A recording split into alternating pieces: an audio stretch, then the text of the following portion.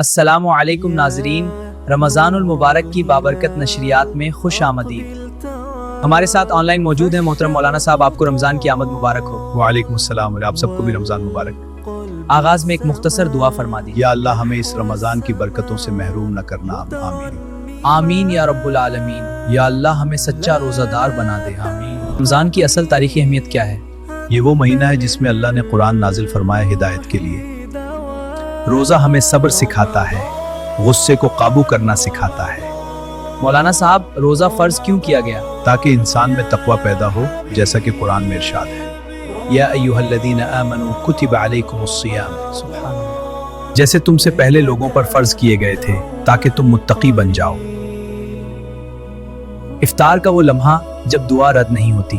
جی ہاں، یہ قبولیت کا وقت ہے۔ دوستوں ہمارے ساتھ رہیں، جلد اہم معلوماتی پروگرام دکھائیں۔ میری کوشش ہوگی اللہ کی رضا کے لیے حق بات بیان کرتا رہوں۔